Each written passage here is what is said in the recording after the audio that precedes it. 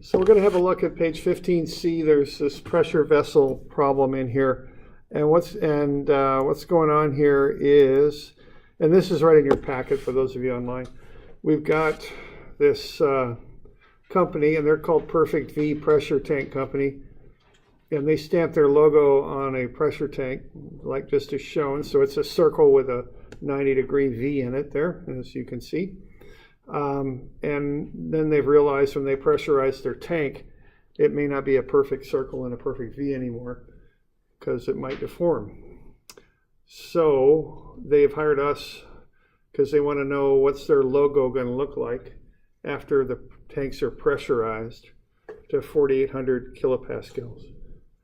So what you're going to do is draw them up a sketch of what their logo will look like after that tank shown there on the right is pressurized. So basically you can just use problem 235, but you need to modify it a bit. Cross out the 3 strains there on the left and put in the information there. So the wall thickness is 1.5 centimeters. Internal pressure is 4,800 kilopascals. Kilo means 10 to the 3. You've got the material properties there, E.G. and nu, and the tank dimensions. So why don't we figure out what that circle is going to look like after that tank is pressurized? Because odds are it's not going to be a circle anymore. Okay.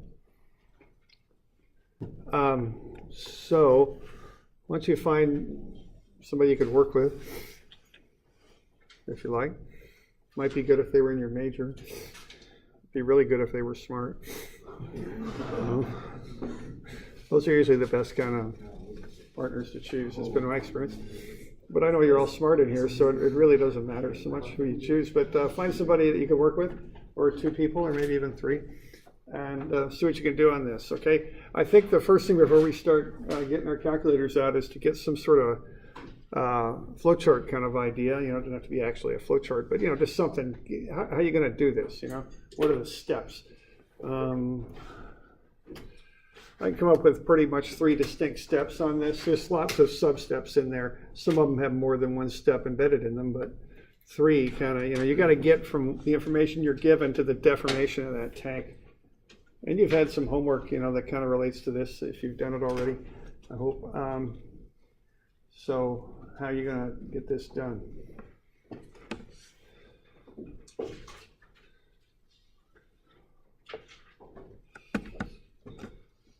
And so, yeah, you can talk to your neighbor, whoever you're working with, ask me questions if you've got them. Those of you online, I'll probably pause the recording just because there might be some, I think they call it dead air is the radio term for silence, so we'll pause that. All right, so step number 1 is to get the hoop and the axial, right? So get those figured out. Those will get your stresses in the X and Y directions.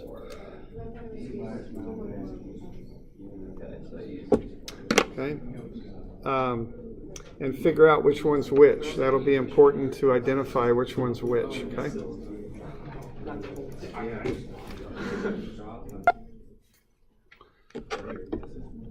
All right, so you can work into these. I think the hoop is about 384 million, is that right?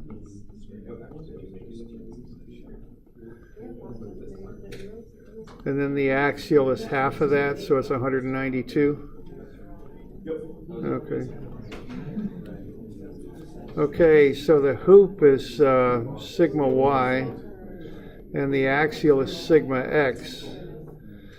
And then you got tau xy is 0 for a pressure vessel. Okay. So the next thing here is to get epsilon x, epsilon y, and gamma xy. Okay. So that's the next step. And they're quite large, but you know, that's okay. We're just doing that so we can draw something up. Have y'all gotten to epsilon x and epsilon y and gamma xy? You'll get 0.432 or something? 0.144? Something like that? Yeah. Okay. So let's get to that. Okay, so let's have a look at the effects of that. Let's just start with that. Gamma xy is 0, right? So what do we got here? We're going to make this our reference point. Okay. So that's where we'd like to start with that, is to make that center point the reference. Now in the past, we've used, in some of the other examples we've done, we've used the lower left-hand corner of a rectangle as a reference, but on this one it's better to set the center as a reference. Okay. So how many boxes do we got in the radius? Looks like about 5. Yeah, 5. So each box, it represents a strain of how much? This is one way to think about it.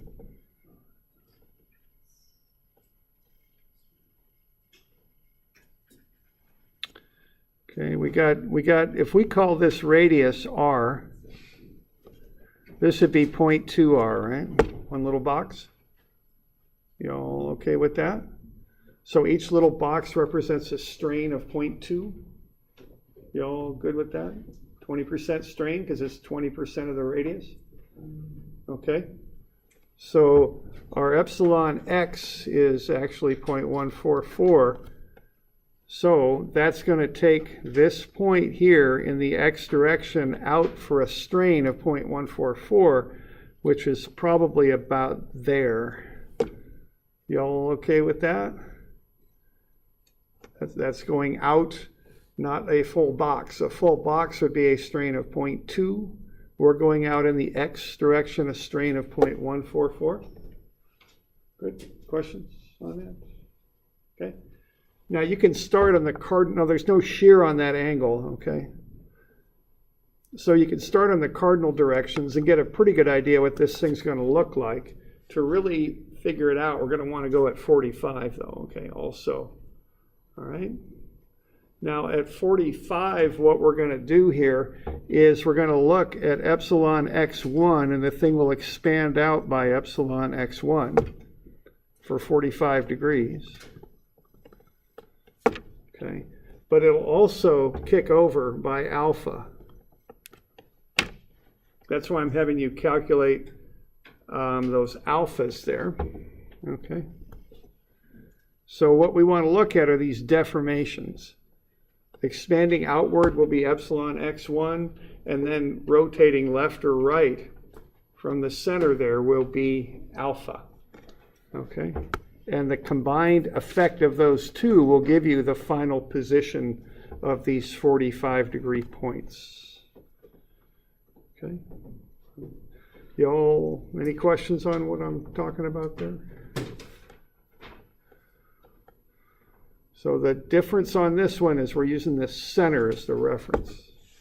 And we're kind of measuring from there. On a circle, that makes a lot more sense than using some other point. We can kind of calculate out everything radiates out from the center. Okay. So what we want to end up doing is plotting up those 8 points. And there's a lot of symmetry here, so this may not be as much work as it looks to be. And then just connect the dots and you'll get the final shape. Okay, so what you can do to find that 90-degree angle when you're done is something. Oh, that darn thing, get out of there. Windows Defender Security. Okay. An X on that. Can I hit escape? Yes, I can. Okay.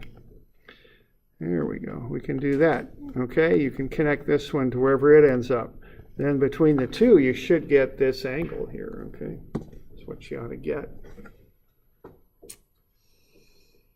You can't just assume that it's going to be concentric circle, or should be equal all the way around? It's pretty symmetrical. I think, I'm just doing this on kind of a plotting sort of system to get alpha. There might be other ways to work this out. And yes, it's quite symmetrical. So you could assume the changes for alpha on either side are balanced, kind of like we did with that square, that rectangle. It's similar, yeah. But why don't we kind of look at this just so we understand this idea of how to figure out where a point is going to go based on those strains and the alpha angles. Okay. We got any other questions on that?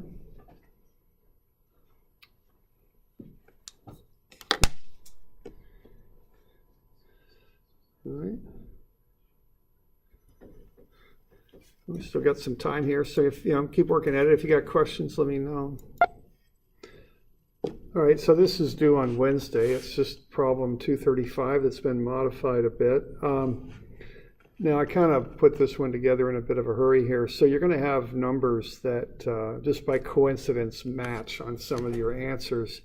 Now this is symmetrical, so a lot of the numbers should actually match, but there's some others that just by happenstance just happen to match. So don't worry about that. Just go ahead and calculate these up. We'll go over this a little bit on Tuesday as well.